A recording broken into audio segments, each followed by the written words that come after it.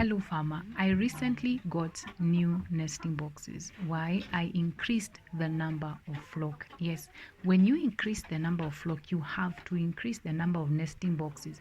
Generally, the standard is for every one nesting box is 4 to 5 birds, maximum 6 layers. So when you're getting new flock, include nesting boxes. You know layers lay on a daily. So if you don't do this, they will find anywhere in the coop and lay their eggs, and this can lead to getting your eggs lost, getting dirty eggs, getting cracked eggs. So get new nesting boxes to cater for the large number of birds. Now I want you to know something with these nesting boxes. I want you to see the quality of material.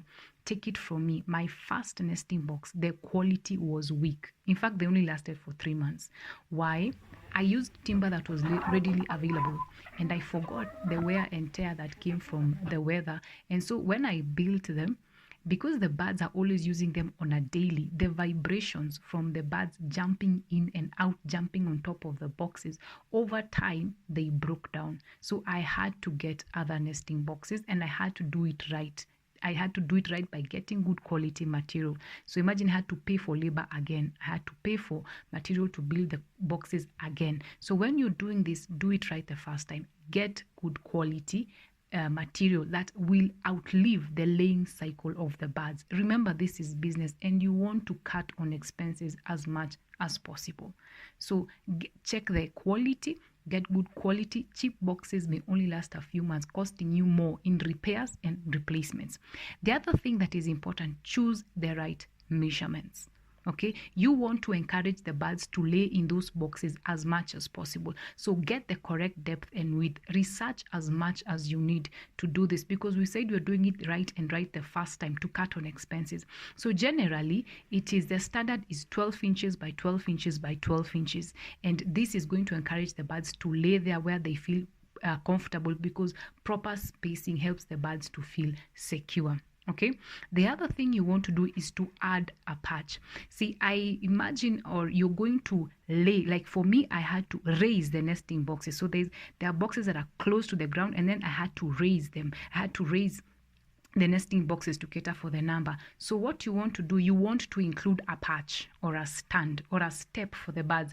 It encourages them to lay on those high level nesting boxes. See, you don't want overcrowding in those low level nesting boxes, and you don't want that overcrowding. You don't want that competition. And when the birds find that there's another bird inside, they choose to lay in other places where they feel comfortable, and you want to discourage laying on the floor. So when you raise the nesting boxes, make sure that you have a patch. Include a patch to your nesting box. It's very good and it encourages them. If you don't have this, I'm telling you, those high level nesting boxes, they will not use them. Take it from me, they will not use those high level nesting boxes. Even if you put nice bedding material, if they cannot access it, they were not going to use it. They will crowd in those low level nesting boxes, and you might find cracked eggs, or you will encourage them to lay on the floor, which you don't want. Okay, so make sure you do that. The other thing, when you're putting your nesting boxes in the coop, make sure it is in that dark corner in the coop. Birds like it when it's dark. They feel safe and secure, and it's quiet and away from the noise.